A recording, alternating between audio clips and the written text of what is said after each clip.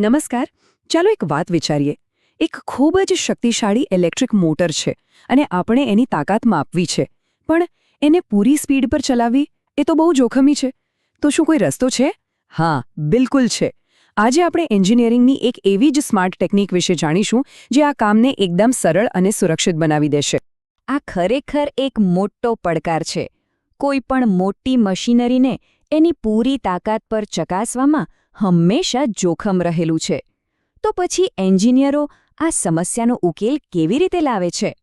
ચાલો, આજે આપણે એક એન્જિનિયરિંગ ડિટેક્ટિવ બનીને આ રહસ્યની પાછળની હકીકત શોધી કાઢીએ. અને આ રહસ્યમય પડકારનો જવાબ છે બ્લોક રોટર ટેસ્ટ. આને તમે ટ્રાન્સફોર્મરના શોર્ટ સર્કિટ ટેસ્ટ જેવો જ સમજી શકો છો. આ એક એવી કમાલની રીત છે જેનાથી મોટરને ચલાવ્યા વગર જ એના બધા જ ગુણધર્મો અને રહસ્યો જાણી શકાય છે. તો આપણે આખી વાતને 5 ભાગમાં સમજીશું. પહેલાં તો પડકાર શું છે એ જોઈશું. પછી ટેસ્ટ માટેની સર્કિટ, એની પ્રોસેસ, જે ડેટા મળે છે એ, અને છેલ્લે એ ડેટા પરથી થતી ગણતરીઓ. તો સૌથી પહેલો અને મૂળભૂત સવાલ એ છે કે આખી ટેસ્ટ મોટરને સ્થિર રાખીને, એટલે કે બંધ હાલતમાં જ શા માટે કરવામાં આવે છે? ચાલો, એની પાછળનું કારણ સમજીએ. અહીં જ આ ટેસ્ટની ખરી ખૂબી છુપાયેલી છે. જુઓ, એક તરફ ફૂલ લોડ ટેસ્ટ છે, જે કરવો મુશ્કેલ અને જોખમી પણ છે, અને એમાં પાવર પણ બહુ જોઈએ. અને બીજી તરફ છે આપણો બ્લોક રોટર ટેસ્ટ, જે એકદમ સલામત, કંટ્રોલમાં અને બહુ ઓછા વોલ્ટેજ પર થઈ જાય છે. આને જ કહેવાય સ્માર્ટ એન્જિનિયરિંગ. સારું, તો હવે એ જોઈએ કે આ ટેસ્ટ કરવા માટે કયા કયા સાધનોની જરૂર પડે છે, એટલે કે આપણી આ તપાસ માટેના ટૂલ્સ કયા છે. આ છે આપણો આખો ગેમ પ્લાન. બ્લોક રોટર ટેસ્ટનો કમ્પ્લીટ સર્કિટ ડાયાગ્રામ.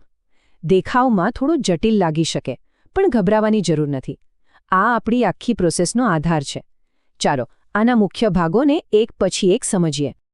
ઓકે, તો આ સર્કિટમાં દરેક સાધનનો એક ખાસ રોલ છે. વેરિએક છે જે વોલ્ટેજને કંટ્રોલ કરે છે. એમીટર અને વોલ્ટમીટર આપણને કરંટ અને વોલ્ટેજના રીડિંગ્સ આપે છે, અને વોટમીટર કુલ પાવર માપે છે. અને આ બધાની વચ્ચે છે આપણી મોટર, જેનું રોટર આપણે સ્થિર રાખ્યું છે. આ બધા ભેગા મળીને આપણને જરૂરી ડેટા આપે છે. ચાલો, સાધનો તો ગોઠવાઈ ગયા. હવે જોઈએ કે એન્જિનિયરો આ ટેસ્ટને સ્ટેપ બાય સ્ટેપ એકદમ ચોકસાઈથી અને સુરક્ષિત રીતે કેવી રીતે કરે છે. આખી પ્રોસેસ ખૂબ જ સિસ્ટમેટિક છે. સૌથી પહેલું કામ રોટરને એકદમ લોક કરી દેવાનું, જેથી એ બિલકુલ ફરે નહીં. આને કહેવાય સ્લિપ 1 થઈ ગઈ. પછી ધીમે ધીમે વોલ્ટેજ વધારવાનું, જ્યાં સુધી કરંટ એના રેટેડ ફૂલ લોડ વેલ્યુ પર ન પહોંચી જાય. અને બસ એ જ સમયે બધા મીટરના રીડિંગ નોંધી લેવાના. બધું એકદમ કંટ્રોલમાં. તો ટેસ્ટ પૂરી થઈ ગઈ છે, અને હવે આપણી પાસે છે કેટલાક આંકડા. આ આંકડા જ આપણા પુરાવા છે. હવે સમય છે એ જોવાનો કે આ નંબર્સ આપણને મોટર વિશે શું કહે છે, કારણ કે આ જ મોટરના સૌથી મોટા રહસ્યો ખોલવાના છે. તો આપણને મુખ્યત્વે 3 માપ મળ્યા છે. શોર્ટ સર્કિટ કરંટ, જેને આપણે ISC કહીશું, શોર્ટ સર્કિટ વોલ્ટેજ એટલે કે VSC, અને કુલ શોર્ટ સર્કિટ પાવર, જે છે WSC. બસ આ 3 આંકડા જ મોટરના રહસ્યને ઉકેલવાની ચાવી છે. અહીંયા જ આખી ગેમ બદલાઈ જાય છે.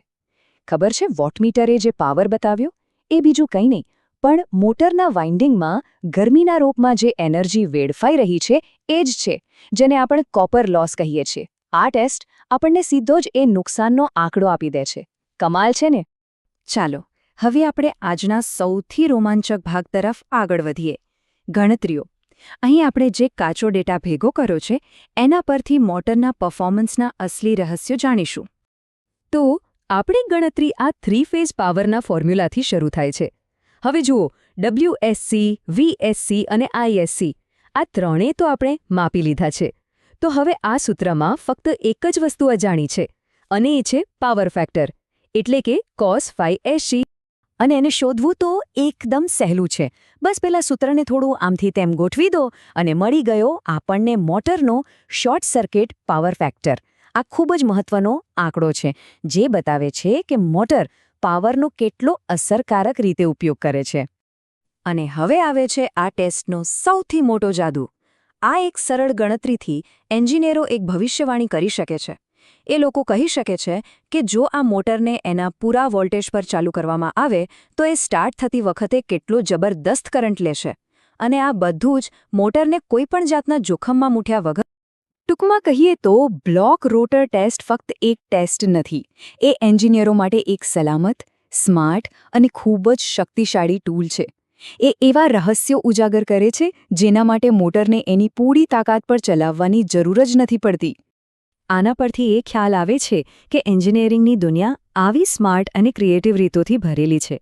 મોટી અને જટિલ સમસ્યાઓના આવા સરળ અને સુંદર ઉકેલો શોધવા એ જ તો એન્જિનિયરિંગની અસલી મજા છે, ખરું ને?